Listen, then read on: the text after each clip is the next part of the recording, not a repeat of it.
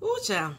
Welcome back to my Twisted Life of Poetry. I am Poetry. You are here for another recap and review of the Real Housewives of Potomac Season 3, The Reunion Show, Part 1.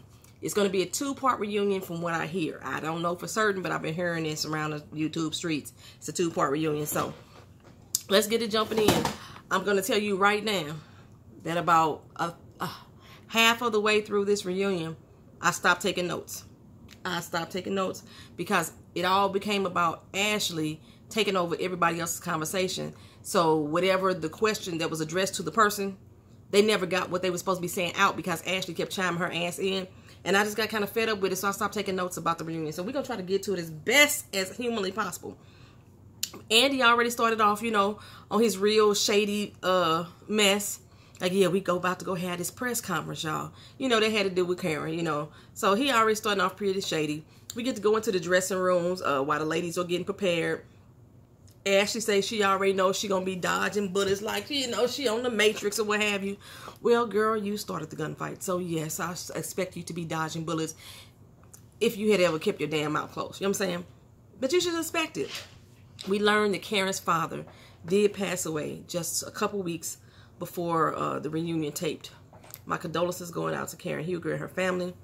Personally, I think this reunion was too soon for her. As y'all know, I take my notes while I'm watching, so the breakdown that she had at the end, I was just like, I said it was too soon for her. It's too soon.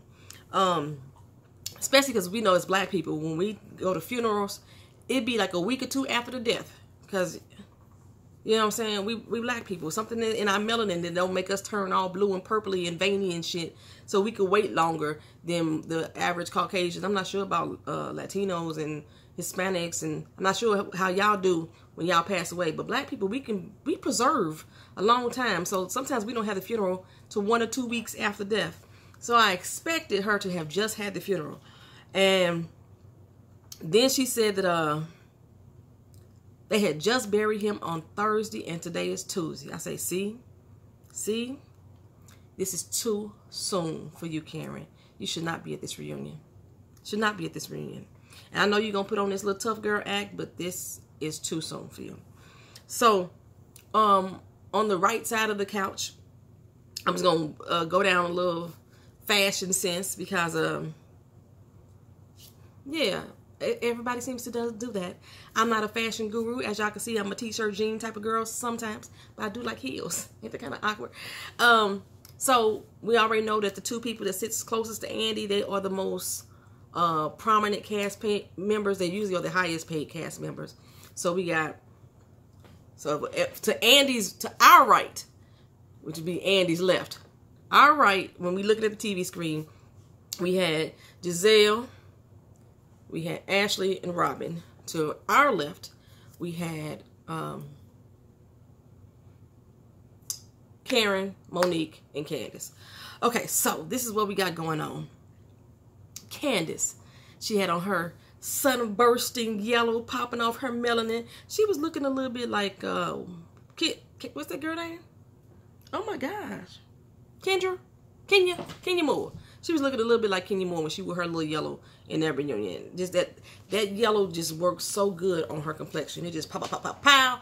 I wasn't sure what the shoes were doing. The shoes were cute, but they did not go with that dress. And then she tried to keep them out of that slit. The necklace did not go with the dress nor the shoes. I didn't understand. And then her wig kept getting caught in the damn necklace, so she was like this and fidgeting all damn episode.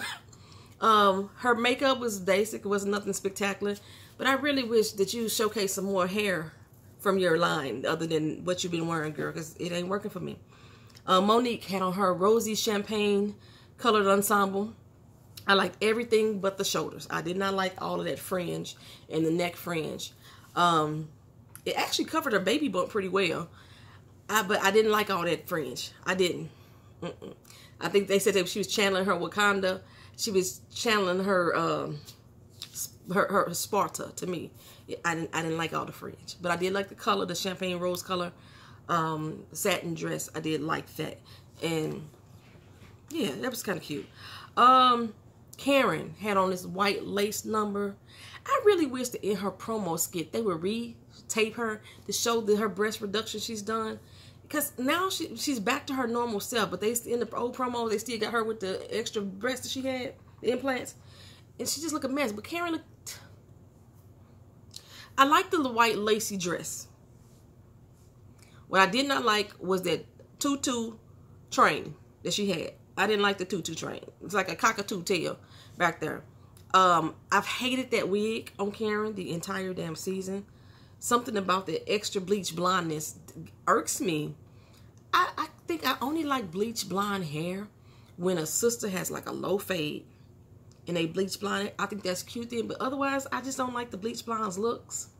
The really super, and this is like a really yellow blonde on Karen. That wig, I did not like it. She was extra contoured in the face. Karen already has like an eagle beagle nose, and so when she contours it makes it look much longer. But she had some deep contouring going on her face. Other than that, I thought Karen looked pretty good though. You know what I'm saying? Even with the contouring, she still looked good. This, truth be told, all these women are some very beautiful women. I had to pause myself as I said all these women. Ashley cute. I wouldn't call her beautiful. She cute. Like a little, puppies be cute. Yeah, she cute to me. But she not. None of these women are unattractive. Put it that way. They're not unattractive at all. They all have nice bodies, especially for their ages. Like Karen being in her 50s, Gizelle pushing 50. She's 47. Sharice is already in her 50s. She's 52. These women got some nice bodies. You know, I'm gonna get mine back. I swear I am. So they all, especially all the way down to Candiace. Candiace got the most banging ass body on the whole damn cast to me. But yeah, that big tutu train, that was too much, Karen. I didn't like that. Okay, so Robyn. People have been ragging or raving about her haircut all over social media. It's ugly as fuck to me. At least the way it was styled, it's ugly as fuck. It looked like a goddamn wig. And matter of fact, it looked like it was a wig glued together and it's stuck on the top of this motherfucker because they didn't get the shit right up top, or that somebody went too deep with the razor and took too much hair off and they had to put some more back in there. It didn't know. That was ugly. It was ugly. It was ugly. It was ugly. The dress was ugly. It was like a purple prom sequence dress. The hair, the lip color fuchsia was cute, but it didn't go together with the ensemble. You wasn't coordinated. You wasn't coordinated there, Robyn. I didn't like none of that at all. Ashley seemed to be overly excited about her when she went backstage. Ashley had on this baby blue number that looked like the dress that Karen had on last year. Somebody else wore that dress, didn't they? Anyway, she had her natural big hair picked out. I wasn't sure. I'm not sure if Ashley be wearing pieces or not. Sometimes her hair is super long, and then, but my hair does that. Sometimes it's super long and then snap back. But mine is usually super long when it's still wet. When y'all see my hair when it's in its fullest, my hair is usually still wet. By the time it dry, it be bam, right there. So I think Ashley may be putting pieces, like Amara La Negra said she put pieces in her hair. That might be what Ashley doing, but that's neither here nor there for real. She looked it okay. Gizelle. I think she wore green because she's the green-eyed bandit. We all say she's jealous. She wore the green to match her character. She's fucking jaded as hell. Yeah. That's why I think she wore green. It was a signified, the green-eyed banditness, because everybody called him the green-eyed bandits, right? The green-eyed bitches, in my opinion. And she had her I Dream of Jeannie ponytail on that didn't match. Her stylist just don't get it right. The orange lipstick, her stylist don't get it right. And I think maybe she don't really have one for real. Kyle's supposed to do her hair. He been fucking her up. This is the one time he should have got her hair done right. Or she should have went somewhere else. Because her hair, you know how when sisters, we get the weaves put in sometime, and we got all these extra bumping waves right here, and then we got this super silky, straight Brazilian ponytail. Giselle's was like that with the color match. You know, and then the way her ponytail was wrapped, no, Gizelle, no. Okay, so, like I said, I'm not a fashion guru. That's all y'all gonna get from me for real, unless somebody stand up and my eyes buck like, what the fuck is that? And that's kind of how I caught that train with Karen, because first I thought Karen just looked cute until she stood up when she went off the stage, and that fucking train caught my eye, and I was like, oh, no girl, no. Yeah, so Andy, I didn't pay no fucking attention to him. So I was wrong. Ashley was 27. She wasn't 27. She was 29 when she was taping. And she turned 30, and that's when her and Michael went on their doggone yoga retreat and did the infertility thing so she can do get pregnant or what have you. Basically, she's still pretending to be with Michael. So I guess they're gonna drag the sham of a marriage out another season, because other than that, Ashley does not have a storyline. Ashley, if Michael walked away from Ashley right now and take himself and his money, Ashley does not have a storyline. Her whole fucking family will fall apart because they're all dependent on Michael. So she would not have a storyline, because everything else that she did this season was about being in somebody else's business. Ashley does not have a storyline. She's not an interesting person at all. What's of interest to her? Her failed fucking marriage, and if he walk away, then that's it. It's done and over with. So they're gonna hold on to the sham of a marriage. It's a little bit longer, just a little bit longer. Let's see. Andy welcomes the lady. He points out that Monique is pregnant. She's 5 months as far as this reunion is concerned. He pointed out the fact that Juan didn't show up. Juan don't never come through for her. Juan didn't never come through for her the whole fucking season. Y'all really believe that her and Juan is like reconciling? Juan is getting what the fuck he want out of Robyn, and always have been. He the same dude. He ain't changed. Come on now. So, and then he brings up that Karen is wearing her ring tonight. She says it's one of many. And your point is exactly, Karen. So while Andy is questioning Karen though, about, I don't know what the fuck he was questioning her about. I told you I didn't really take notes, because like what really threw me off, as Andy is questioning Karen, Ashley bitch ass is throwing shade out left and right. So they keep taking the camera and focusing on Ashley's shade. I'm like, somebody just need to choke her out. Just choke her out real good. I'm telling you, she only talks shit because she know these women are not going to physically get her. Because if this was Basketball Wives or Love and Hip Hop, she would keep her fucking mouth shut. She talked too much shit. That she'd be quiet as a damn church mouse. So, but then we get on about, I guess, what are we going to call it? Pizzagate? And whether or not she really lived there in Potomac, and if they, you know, she said she saw that it showed up at the house, and it was real cute of Robyn. She looked just like a dude. And they talked about all the shit that Karen got going on in her life. Like, y'all bitches don't know y'all not my friends. Y'all could have picked up a phone. Y'all could have did a lot of this if y'all was that concerned. And then the person that I did talk to for 3 hours on the phone went back to blabber to y'all about what the fuck we talked about. And Gizelle was like, well, it was all over the news. It was in the Washington Post. Y'all motherfuckers don't all read the Washington Post. But whatever. We're going to go with that. It was in the Washington Post. But still, I had a private conversation with Robyn. Robyn went to y'all with my private conversation to bash me about what the fuck I talked about. That's not being a friend. And whether or not Juan's like, oh, she lying. She lying. I felt concerned because Juan said she was lying. Well, fuck Juan lying. And anyway, yeah, Karen, they not your friends. And I'm so glad that you know that they not your friends. Even that little tactic that Gizelle played at the end, I told her on Twitter, bitch, you ain't got no love for her for real. That's all for the fucking cameras. Because if that's love, then I don't want no part of it. Don't give me that type of love. Fuck that. So we get on to Monique and the accident. And although I still say you should never drink and drive, I'm stick to that. Ashley irks the fuck out of me. Because I honestly do not believe that Monique's an alcoholic. I do believe that she was drinking that day. I do believe she may have been tired. In the combination of her drinking and being tired, she got behind the wheel of a car, fell asleep, and had an accident. That's what I do believe. But does that make her an alcoholic? No, it does not make her an alcoholic. And this is coming from somebody that don't even drink. That does not make her an alcoholic. That means that she had maybe 2 months to drink on the day she was tired and should have got her ass behind the wheel of a car. That's what the fuck that means. That's what that means. But that doesn't think that she's an alcoholic. And I think that's like fucked up that the viewers and shit be coming onto her Twitter page and stuff clowning her, saying that the reason why she lost her baby because she's a fucking alcoholic. That's some fucking bullshit. That's a mind fuck for somebody, for real, you know. But Ashley, like I said, she irked the fuck out of me about the whole situation.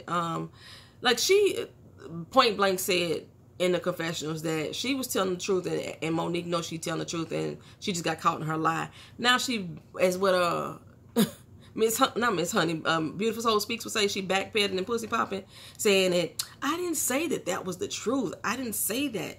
Baby, they had just rolled the clip when you said it. So, this little big head heifer, she got a damn opinion about every damn question. I don't care who Andy talking to. Ashley got to chirp the fuck in. And that's all I kept saying. Shut the fuck up so I can enjoy the goddamn reunion. How the fuck I'm going to hear what they saying? That's why nothing got resolved. Andy not doing a good job mediating, in my opinion. And for some reason, I don't know if it's just me or am I the only one that picked up on this. Everything that Andy addressed came from viewers' comments. Normally they would roll tape and they would show some scenes and they would play back like a montage of some stuff, and then Andy would be like, okay, let's talk about that. But this particular time he started out with the viewers' comments, and that seemed to be what's guiding this show. And maybe that was throwing me off as well. I don't know. I'm like, what's the Love and Hip Hop host, Nina? Where's she at?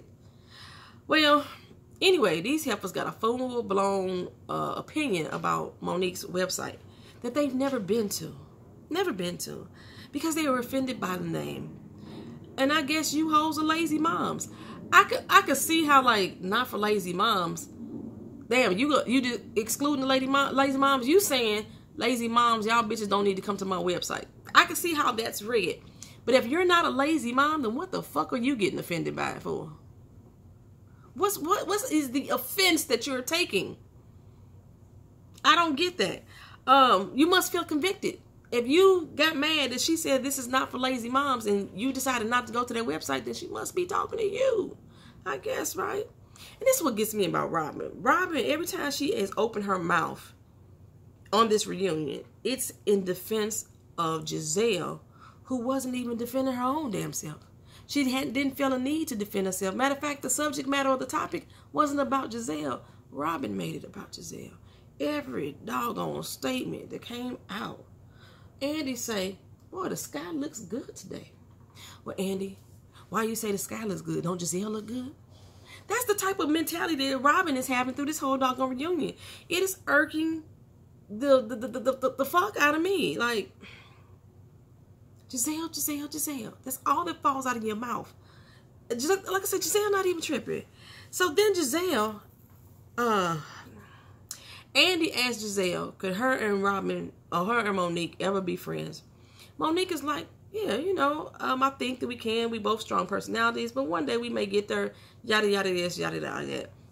Gizelle won't take the blame for shit. Everybody is supposed to apologize to her and kiss her ass. She was like, no, not unless Monique apologizes for... What's she apologizing for? Get the fuck out of here. Y'all already had a conversation that she apologized to you for no motherfucking reason in the first place. Now you want her to apologize again? Bitch, please. Fuck you. So Andy tried to address Candiace about her pinpointing out Chris's race all the time. But we never really got a full fucking answer out of Candiace because, again, Ashley jumped her big mouth face, forehead ass on into the conversation. And Candiace did get to say something like, you know, that's how sometimes we jab at each other, what have you, what have you. Ashley tried to make it seem like Candiace is the only one who said that, well, that's some white people shit. That's some white people shit. She's trying to make it seem like Candiace has a straight up thing against white people. I, however, think that Candiace is embarrassed by Chris. Maybe this is the first white guy that she ever dated, and she's still unsure herself, like how I ended up in this relationship with him. Especially because she's from a more affluent family, and he's like from the opposite side of the track, so to speak. And like, if I'm gonna get with a white guy, I didn't get with one that was like, you know, who somebody rich, Clooney or Pitt or some shit like that.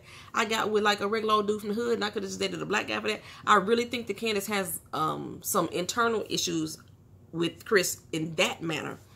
But as far as just like her trying to make it a black-white thing, she's basically doing the same shit that she accused Gizelle and Robyn of when it was coming up against her and Katie in season, is that season 2? Season 1. Season 1. So, right, because matter of fact, now think about it. Robyn and Gizelle both said the same thing, like, that's some white people shit. When Ashley was grinding her ass up on Robyn, they both said that's some white people shit. When Michael decides to grab Katie's boyfriend's butt and stuff like that. So y'all killing me. First of all, y'all motherfuckers be out here acting like stereotypes don't exist as far as black, white, Asian, Spanish, whatever. Spanish is not a culture, a race. It's a language. Hispanic or Latino, you know what I'm saying? Y'all act like those fucking stereotypes don't really exist. Half of them are fucking true. Let's just be honest. Come on now. So, yeah. For some dude to be walking around just randomly grabbing some guy's ass at a club, if that ain't some white shit, it's some gay shit. Like, come on now. It might be some stereotypical shit on that spectrum. But it's not typical for a black man to walk up and grab another man's ass. Unless it's football. And then if they do a full grab, then everybody looking strange at them. So, yeah, whatever. Anyway, let me move on. We move on to Robyn. And Andy told that lie that Robyn is getting her family back on solid ground. Oh, no, that probably would be Juan, since he the one that got the job. Robyn is still out here losing fucking money on investment houses and shit that she ain't got no real knowledge about. And Andy say, well, what was up with that meme? I didn't really see anything in it. Yeah, because nobody else seen anything in it either. I thought it was pretty funny. How you look when you're in the hot seat. That's what the meme said. This is how you look when you're in the hot seat, and Robyn was sitting there fanning herself. So how from that meme did Robyn take Monique is digging at my finances? She read a whole lot of shit into that situation that was not even fucking there. Nothing else. Nothing. Basically, it's all shit. If anything, Monique called a spade. She just called out. But I don't know, whatever. And then they talked about her being attached to Gizelle's ass. Yes, you are attached to Gizelle's ass like that piece of shit that refused to fall off when you're in the bathroom. I don't care how many times you wipe, you still got the shit stain on toilet paper. That is you, Robyn. Yes. Yeah, you all up in Gizelle's ass. And when Andy meant, oh gosh. I'm skipping over a lot of stuff because, like I said, I'll stop taking notes. I ain't even got no more notes on my screen. Anything else significant that they mentioned about Monique before I move on? They talked about her and the oils and essential oils, and he questioned whether or not she not use modern medicine, as if that's a bad fucking thing. I could see, like, when there's situations like cancer, or you need a heart transplant or something like that, to go with modern medicine. But some things you just don't need all of science to use. There's natural herbs, natural oils, just foods that you can eat, water that you could drink that could help cure a lot of fucking ailments. One of the biggest thing to cure a common fucking cold is to drink water. No medicine required. So, yeah, but the way he asked it was like, if her using oils and shit was a bad fucking thing. Get you some fucking mercurochrome and rub it on your back, you'd be alright. So she said, no, I tried my natural methods first, my more holistic methods first. And a lot of times the holistic methods just fucking work. I don't take medicine. I try not to. Out of the past 5 years, I think I've taken medicine 3 times. Because I just felt like I was going to die. I did. And it was just my mind. I just wasn't allowing the methods that I was using to work, because when I wouldn't sit my black ass down. Your body needs rest sometimes to heal. So yeah, they talked about that, and actually backed Monique up in that situation. And I still wanted her to shut the fuck up, though. I did. Like, shut the fuck up. Why you gotta always say something to everything? I could see if the situation was directed to you, around you, or if he was asking everybody for an opinion, or just asked you directly. But you chimed your motherfucking ass in on everything. God, shut the fuck up. Shut the fuck up. They talked about Candiace and Chris's penis. And why they so fascinated with his penis? She brought it up. Why y'all keep talking about it? Why? And Robyn is like, no, we're going to see his dick today. What? I'm like, Monique, don't nobody want to see his mismatched dick? Like, come on. Like, fuck that. Why we need to see his dick? Come on. Like, one light bright and damn near white as damn self. So I'm quite sure his ain't all the perfect brown either. Whatever. I done seen some really dark skinned dudes with some pink heads. So it's not that uncommon. It's not that uncommon. It really isn't. But okay, they talked to her about that.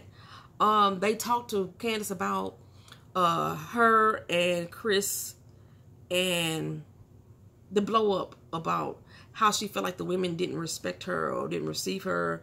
And they still on, well, you was talking about him. Like, that's all he did was call you a princess. Well, there was a lot more shit that was said. And apparently he told her that she wasn't shit. And, oh, it's that don't let this show go to your head that you still ain't shit. Okay.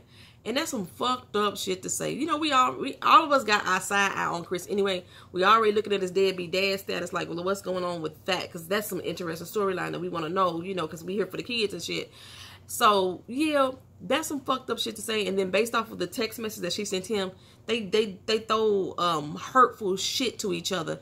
And Karen told her once before, if you got to use hurtful words to get to each other, to reach each other, then something is wrong. Because that's not love. That's not love. So, but I said this before and I will say it again. I do think Chris is intimidated by Candiace. She comes from money. Her mother is taking care of her, doing the things she needs to take care of, which is not a bad thing. I don't even know why y'all motherfuckers are so on this I need to struggle life shit that y'all like, she got a mama that's putting money in her pocket and y'all mad. All these white folks out here doing it. They parents taking care of them and putting money in their pocket, and they sending money through legacies and helping them start their businesses, and y'all rah school bombing and out buying they shit, this, that, and the third. But then when a black person do it, yo, mama taking care of her, you been out of my house at 18. Get the fuck on with that shit to me. Get the fuck on with that shit. Go ahead, Candiace. If your mama, you have a mama that has the money, parents that have the money and they are willing to do so, I ain't mad at you. I plan on, hopefully, by the good grace of God, I still have the financial stability to be able to do that for my child and my grandchildren as well. You know what I'm saying? I don't want them to want for shit. They still gonna learn responsibility and learn how to, you know, become better people and all that other jazz. But what the fuck y'all so mad for? Because her mama taking care of y'all mad because y'all mama didn't do it for y'all. What the fuck? What y'all so mad about? But anyway, I still think Chris think that Chris is intimidated by that, as most men who have a woman that has more than what they do. Like we said, he came from the left side of the tracks. He didn't have much of nothing. He was a deadbeat fucking daddy. His first marriage failed. He got another child out of wedlock. A lot of shit ain't going his way. Chris, I told you I looked up his resume. He been a host for Chili's, a host for Starbucks. He been a manager at different places. That's been his life as a chef or a cook or whatever over the time. And now that he's on this show, he's claiming that he owns Myron's. I already researched that he don't own Myron. But as Ashley said, her chef has a share in the company, so they do call him an owner. That's part of a title. That may be what Chris is. And Andy them asked Candiace about it, and Candiace like, I'm not going to, that's proprietorship. Ain't got nothing to do with y'all. And they like, oh, well, you are on a reality show. And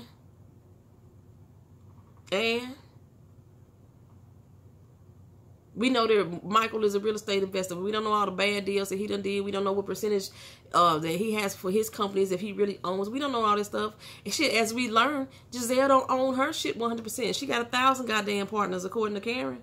And I did look that shit up. Giselle do got a lot of motherfucking partners. Her percentage is probably just as small as Chris's is in that damn restaurant.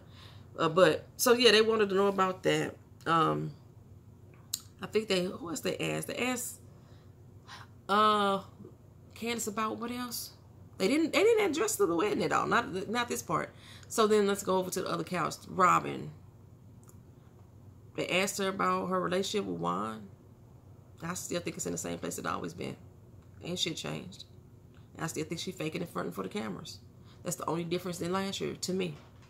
That's why Juan still ain't really around. They hit tape when as long as it's good shit, but don't put my bad shit on camera no more. Or Juan gonna disappear again like he did last year. So that's all I think they really said about her. Or that she complained. Oh, she's still complaining about the damn empowerment thing. Then you have, like, you're supposed to have a 6-week seminar, a 6-week empowerment thing. How you empowering anybody with your broke ass? You're broke. You don't know how to make smart investments. You're shacking up with your ex-husband and pretending to your kids. Your kids still do not know that y'all are divorced. Y'all still lying to the kids. and pretending that y'all still been married, but you're too scared to get married because the motherfucker don't want to marry you for real. Let's just be honest. She keep trying to say, it's just me. I don't really want to marry him, but you like playing this game. That's so stupid. So yeah, they kept that up, and they brought up the damn meme and about Monique's brother is the one that's running the fan page. So it still ain't got, Monique still ain't got no control over. She could tell her brother what to do. Hey, don't put that up there. Why? Why?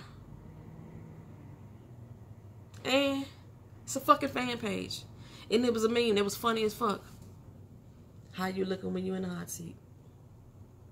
That's pretty much what, that's the meme. That was the whole meme, y'all. It had Robyn fanning herself because she was agitated, rolling her eyes, and the meme said, this is how you look when you in the hot seat. That's it. And that's really a gif. It was a gif. It wasn't even a meme. Anyway, Monique's brother's running their page. So fucking what? Oh well. Too bad, so sad. Gizelle. She said, look, ain't nothing about her. That shit around Gizelle's neck. The fuck she was trying to create a Supergirl cape type situation. Giselle, that jaded green dress, it didn't. Giselle just all wrong as for her style. So Karen, when Andy asked her, so your father just passed away, that was it right there. That took me out. It took me out and took Karen out off that stage. She immediately broke down, and I kept saying, see, I knew it was too soon. You did not need to be here fooling with these bitches. You did not need to be here. It's too damn soon. She ran off. And I think the way production shady ass is, they basically just show all the girls just sitting there. They showed every last one of them. They all making comments like, you know, she was upset earlier. She just need to calm down. She shouldn't have been out here. They all making comments of concern.